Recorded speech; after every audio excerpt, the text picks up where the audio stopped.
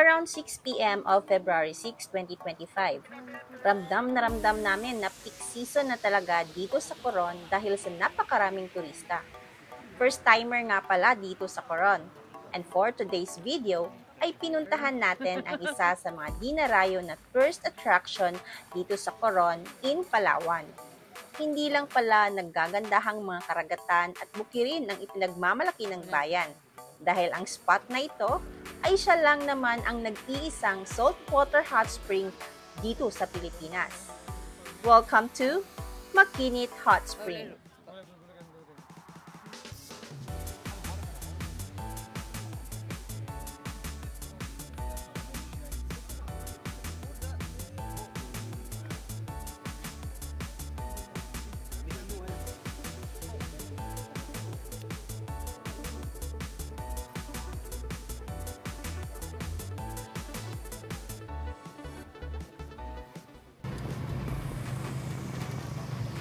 From Coron Town ay nasa 15 to 20 minutes lang ang biyahe.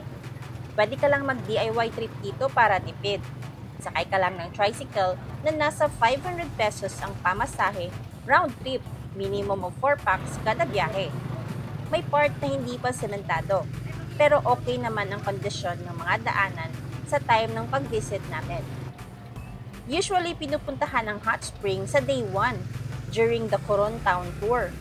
Pero dahil nabutan kami ng cut-off, which is 7 p.m., di na kami tumuloy. Sayang din ang entrance fee.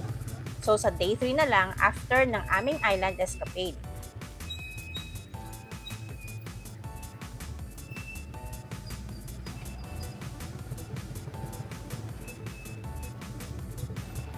Ang bayad niya, di ba balikin? Ang bayad?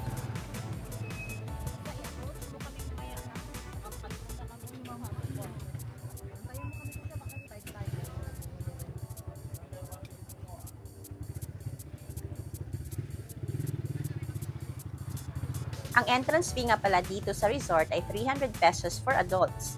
Discounted price naman for kids and senior citizens. Open ang resort from 8 a.m. to 8 p.m. Hindi mindful lang sa kanilang cut-off dahil after 7 p.m. hindi na sila magpapapasok.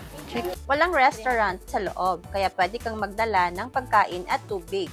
Pwede naman magdala ng soft drinks and hard drinks pero may corkage ito.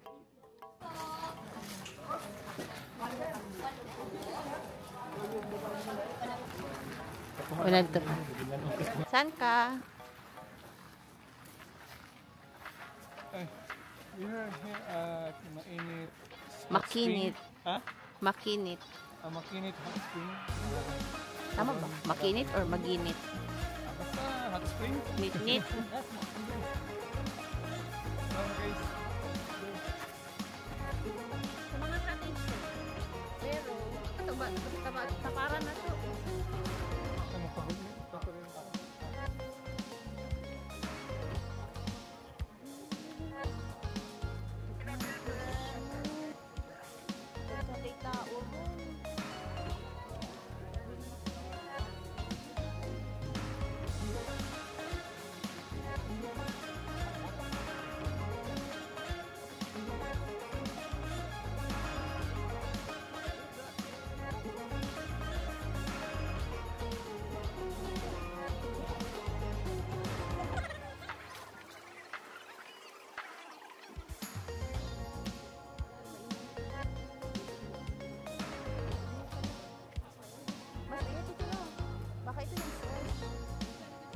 Confirm na salt water talaga ang tubig dahil maalat at tinikman talaga.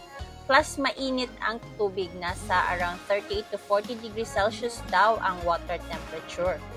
May healing properties daw ang saltwater hot spring kaya don't miss to try talaga pag nasa Coron kayo.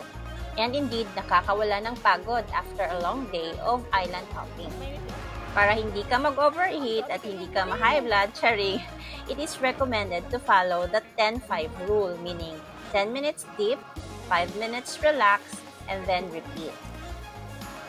1 to 2 hours of stay here in the hot spring ay sulit na. Kaya don't forget to include this in your itinerary. Buti nga at nahabol namin ito. Time na. Uwi na. This is our last destination.